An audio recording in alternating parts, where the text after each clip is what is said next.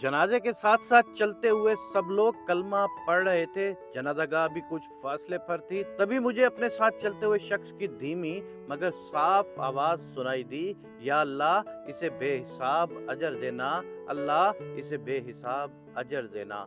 वो बार बार यही बात दोहराता जा रहा था। तदफीन के बाद मैंने उससे पूछा, मरहूम का आपके साथ क्या रिश्ता था? बोला, कुछ भी नहीं, वो मेरा कोई भी नहीं था। मतलब मैं थोड़ा हैरान हुआ। कहने लगा, मैं बहुत गरीब आदमी हूँ साहब। कुछ अरसा पहले मेरी बीवी शदीद बीमार हो गई थी। उसके ऑपरेशन के लिए लंबी चौड़ी रकम की जरूरत थी जो मेरे बस से बाहर थी।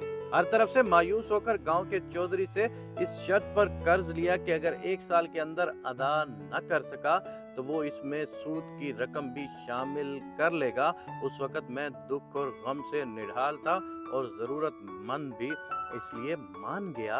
लेकिन जल्दी एहसास हुआ कि रकम इतनी बड़ी है तो मैं कई सालों तक इसको अदा नहीं कर सकूंगा। यही दुख और गम लिए मस्जिद में बैठा अल्लाह से फरियाद कर रहा था। रो रो कर उससे वसीला मांग रहा था कि वो मेरी मुश्किल आसान फरमा दे। ये मरहूम करीबी बैठा नमाज पढ़ रहा था।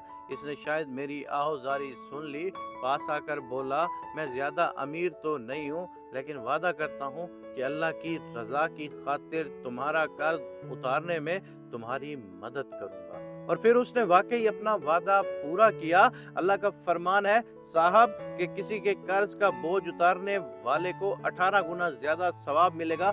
तो मैं अल्लाह से दुआ कर रहा था कि इसे बगैर गिने बेहिसाब अजर अता फरमाए। जिसने अल्लाह की रजा की खातिर मेरी मदद की, तो क्या मैं इसके लिए बेहतरीन अजर की दुआ न करूं? वो तो अल्लाह है साहब, वो सब कुछ कर सकता है। और मैं सोच रहा था, दूसरों को नफा देने वाले खुद कब घाटे में रहते हैं। चिराग से चिराग यूं ही तो जलते हैं। मैं अपने देखने वालों से ये गुजारिश करूंगा कि आपको कभी भी कोई ऐसा गरीब या मस्कीन नजर आए कि जिसके पास कोई मुश्किल बहुत बड़ी हो और उसकी इस्तात ना हो, तो चुप करके अपनी इस्तात के मुताबिक, जरूरी नहीं है कि तुमने सब खर्चा किसी का उठाना है, अपनी इस्तात के मुताबिक चुप करके उसकी मदद कर देना और दूसरे हाथ को पता ना लगने देना। खुदा की कसम, जब तुम्हारा डे ऑफ जजमेंट आएगा, यानी कयामत वाला दिन आएगा, तुम्हारे लिए लोगों की तरफ से बहुत सारी दुआएं पहुंची होंगी। बहुत से लोग तुम्हें देख रहे होंगे कि जिंदगी में इस शख्स ने हमारे साथ बहुत अच्छा किया था, अल्लाह इसके साथ भी बहुत अच्छा फरमाए। तो याद रखना कि जिंदगी में तुम्हारा जो जो अमल तुमने लोगों के साथ अच्छा किया है, उसका 10 गुना सवाब बढ़ा के तुम्हें मिलेगा। और अल्लाह तबारक व तआला किसी की नेकी को रायगान नहीं जाने देता।